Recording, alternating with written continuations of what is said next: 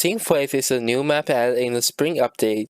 It's a neon-lit, futuristic themed map with dark and ominous atmosphere, and it's debatably the hardest map that is in Deathrun as of the time of this recording. And today I'm going to show you how to get a decent time in this map in just a few minutes. Before we start, make sure to turn off auto jump if you have it on, since climbing stairs in Synthwave with auto jump wouldn't work as smooth like it is in other Deathrun maps. And without further ado, let's get into the video. So for the start, you need to stand on top of these blocks. When the timer counts down to half a second, you need to hold W first and then follow by holding down spacebar. Kinda looks like this. After jumping 3 times, you need to leap right after you leave the ground. Since this type of leap is very common in Deathrun, let's call this the low leap timing. The timing could vary a lot depending on your ping. The lower the ping is, the better. If you done it correctly, you land around the first block of this platform. If the leap was too early, you'll just barely miss it. If you went too far, you need to adjust by pressing A and D so you then clip the dispenser shortly after.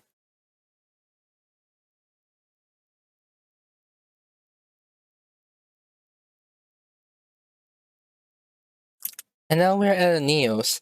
The pattern varies a lot depending on how you did the TNT section. Ideally, you want to stay 2 blocks away from it. You can press A and D to adjust midair, or even doing it without turning if you are playing on mobile devices. At the end though, it really comes down to practice.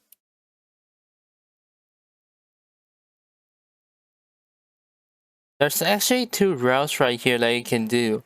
One is the standard route that I did. Just remember to always sleep at the peak of your jump so you go farther.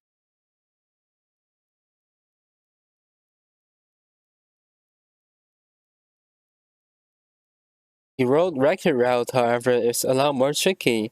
I'll just show a clip and you can see how ridiculous it is.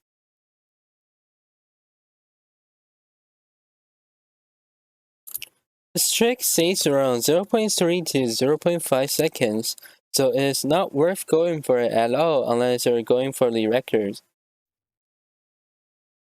For this part, you need to jump from the lower slab instead of getting a slab boost. This will make the jump pattern in the lantern part a lot more consistent. And here is a visual cue that you can use. Jump to the middle of this line of magenta concrete.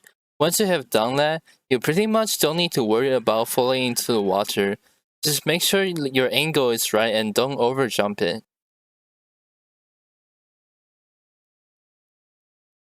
Oh, fun fact, you can actually jump over this puddle right here, like this one. But it barely saves any time and is ridiculously hard to do.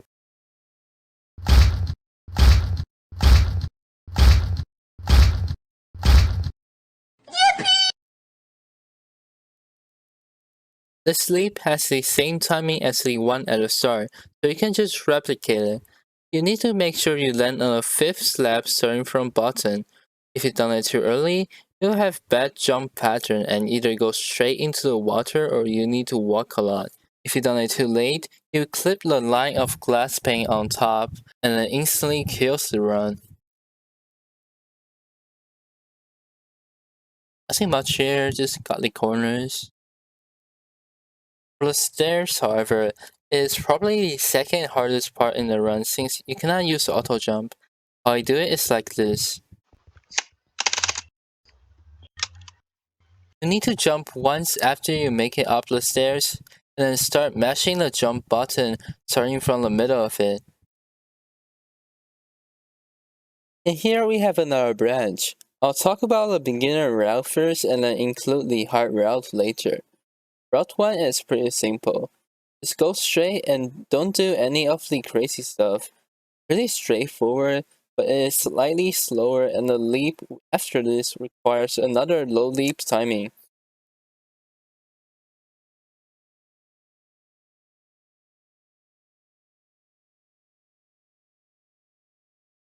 Here is the low leap timing again. And don't clip the stairs. Route 2 is the 5 block jump. Right block jumps are possible with the help of ice momentum, and you might be scared by the name of this jump, but it's actually not that bad. Here, I use another visual cue. If you jump to the center of these 4 blocks and go straight, you should be able to make the 5 block jump consistently.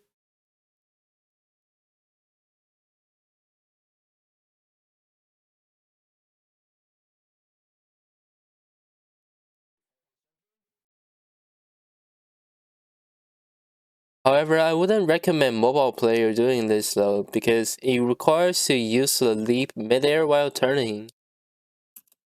Even I barely made it in this clip. And you can alternate between these 2 routes depending on how good of the stair boost was, but it should be around the same speed. And here we're at the auto TNT trap. It's a trap that explodes every 18 seconds on its own. Super interesting trap in design, but not really ideal for speedrun. If you did everything correctly but slightly slower, you'll be killed by the TNT trap. And if you enter the checkpoint at around 52 or 53 seconds into the run, you'll have to slow down in order to not die to the TNT. Make sure to do a slap boost here as soon as possible. This will highly increase your survivability and make your run faster in general. For this part, just try to keep jumping and don't clip the walls. And here, jump right when your leap is about to recharge. And I kinda messed up here. You need to use the leap as soon as possible after jumping. If you do it too early, the leap will just straight up be nullified, and you'll need to be careful on that. That's all. Thank you for watching. Good luck on getting a fast speedrun.